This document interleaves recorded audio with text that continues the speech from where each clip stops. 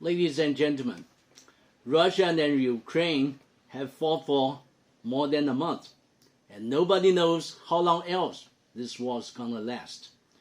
But who should be blamed for this war? So far, the big majority of the world have denounced Russia as the brutal invader. But President Putin also claimed that he will fight this war to the end because he wants to prove that today's United States is the empire of lies. I believe it doesn't need much discussion to conclude that Russia is an invader. But I believe it does need some serious discussion to conclude whether the United States today is the empire of lies. Because United States have posed as the leader of international justice for decades, and her allies always followed her like her underlings. Today, I post the second edition of the Truth Forum, and I posted the first edition 2 weeks ago. I think some people may have viewed the first edition, which was entitled, "Today, two largest international fraud gangs are United States government and Taiwan government."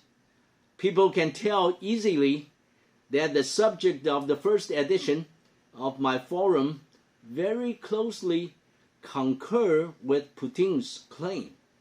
But I have to make it clear that I did not echo Putin's claim because I published the first edition of my forum in Chinese with exactly the same subject 5 days before Putin's claim.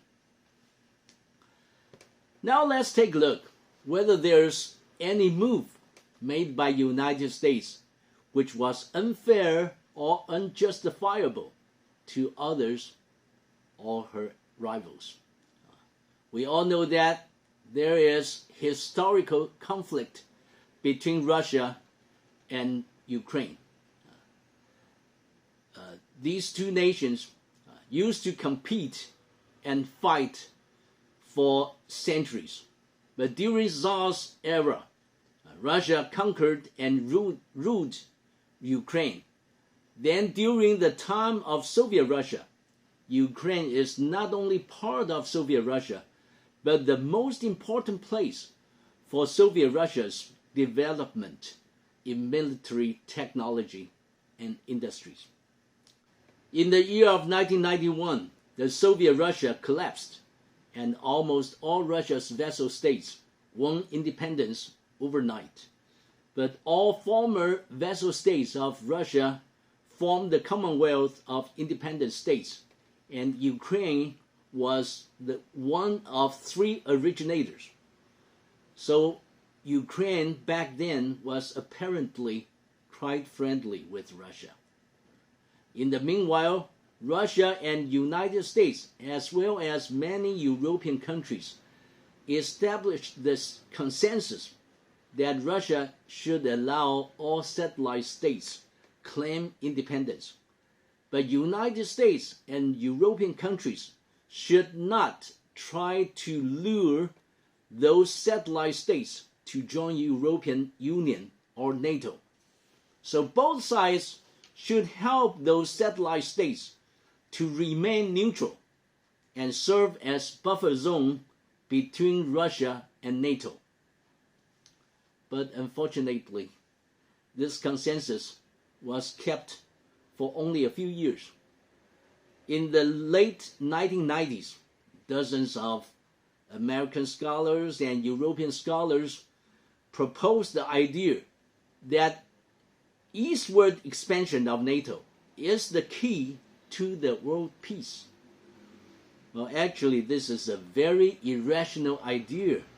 How can threatening Russia help to strengthen the world peace? So many scholars severely criticized this policy. But the governments of many NATO countries have their mind set. they insist that eastward expansion of NATO is the right thing to do.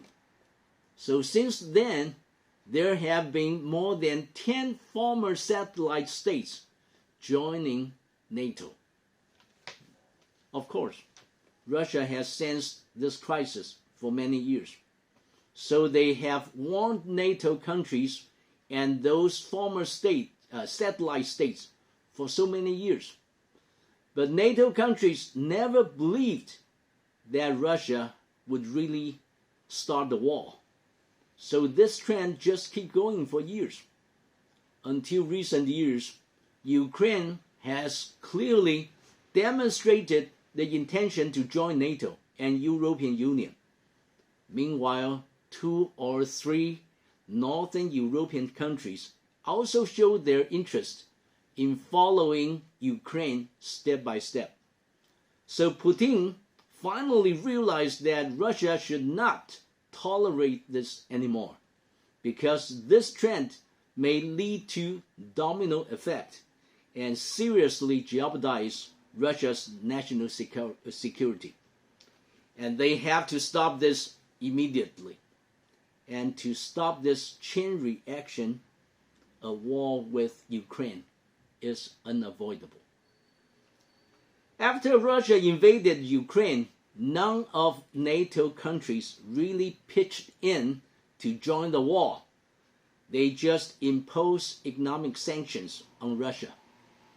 But the economic sanctions won't be able to stop Russia's invasion. So the president of Ukraine, Zelensky, harshly criticized all NATO countries, especially United States, because they pushed Ukraine to the wall. Then they stepped back and became spectators. President Biden announced from White House, though United States did not join the war, United States will render $1 billion to aid Ukraine. But the international society took Biden's announcement as an international joke, because the war between Russia and Ukraine cost $20 billion per day, according to the estimate made by many international strategists. So, what can Ukrainians do with this $1 billion? Can they win the war with this $1 billion? So today the whole world sees through United States, and everybody knows United States is an unworthy ally. When we turn around and track United States footprints in the conflict between Russia and Ukraine, we found that United States played exactly the same trick on Ukraine and Taiwan.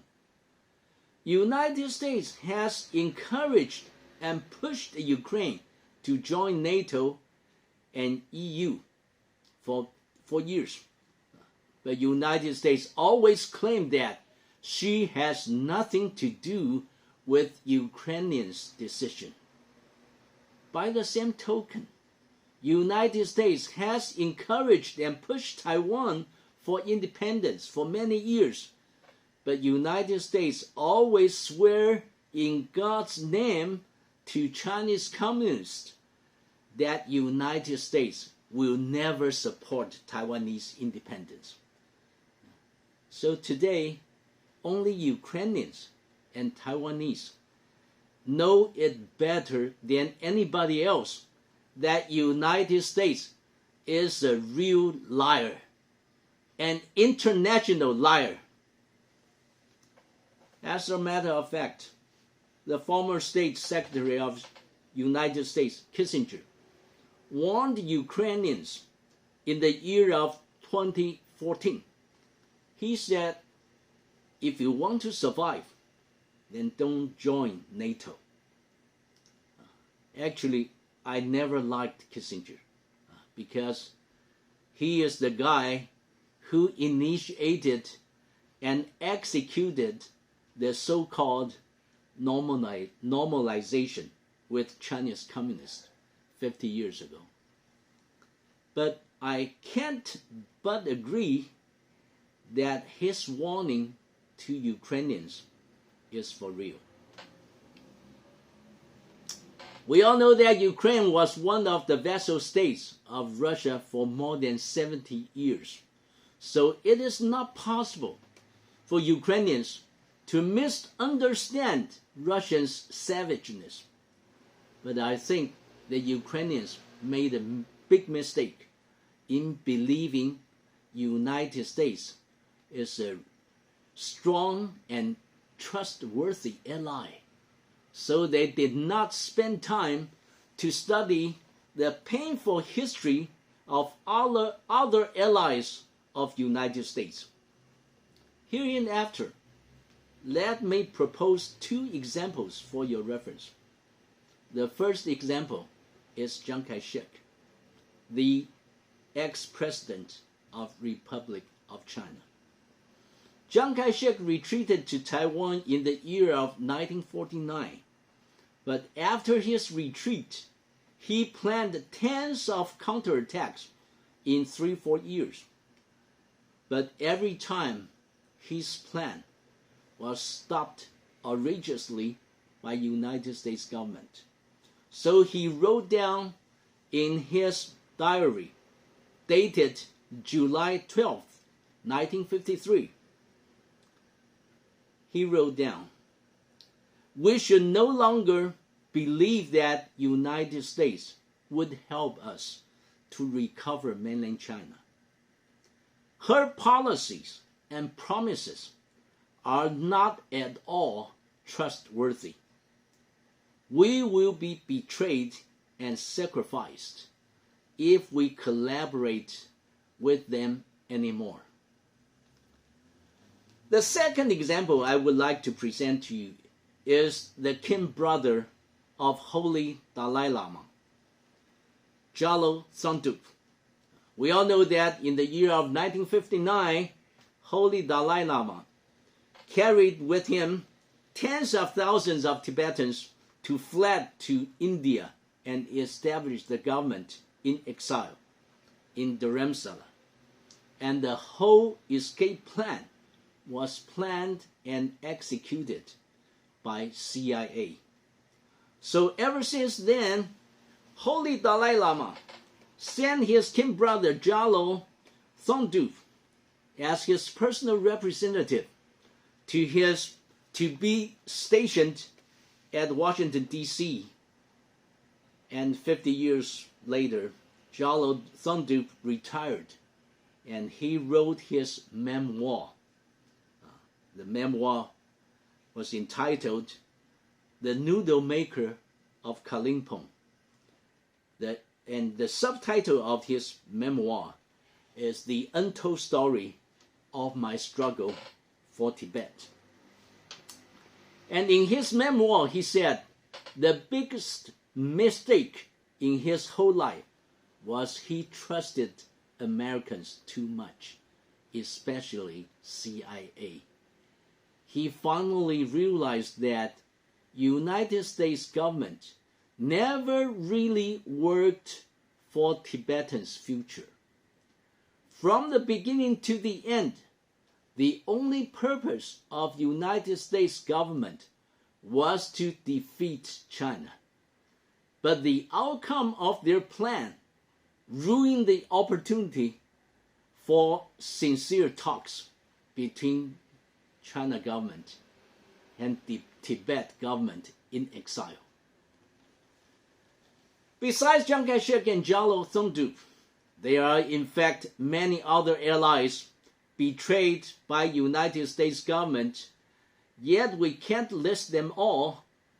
But from the painful experience of these allies, we can conclude that once you accept aid from United States, your dream will never come true, because United States will always use her allies as tools. They will never help you to fulfill your dreams. The topic of this edition of Speaking the Truth Forum is Biden and Putin are playing rock, paper, scissors. Who's going to win? The reason why I use this topic is because I happen to find two pictures. One is Biden lecturing with his right hand making a fist. And the other picture is Putin talking with a gesture of two. So when I put together two pictures, it looks like Biden and Putin are playing rock, paper, scissors. Of course, some people may raise the question, the war is between Russia and Ukraine, so you should post pictures of Putin versus Zelensky instead of Putin versus Biden. But I think Ukraine is only a piece of chess in Biden's hand. And the real chess player are Biden and Putin. The war between Russia and Ukraine is still going on. It seems hard to tell who wins, who loses. But here I'll make a bold prediction of final result. I think the final result is eventually Ukraine lost the battle and got gobbled down by Russia because their strength differs too much. And this war will serve as a milestone of Western countries, especially United States, again betray their allies and continue in losing control of this world. I said in the first edition of Speaking the Truth Forum, since the human society crossed the threshold of 21st century, the change of world situation has accelerated very drastically. And the change of world situation have been accompanied by the change of concept of value system of human society. Today, many countries, especially Western countries, praise the democracy as the universal value. But let's rethink about the definition of universal value. Is honesty and sincerity also universal value? Yes, I think they are. Today, many so-called democratic countries lie and cheat every day. So can they use democracy to justify their lies? No, because honesty and sincerity has been considered universal value long before democracy became universal value. While we start Speaking the Truth Forum, we believe that everyone should learn to see the real picture and whole picture of the truth.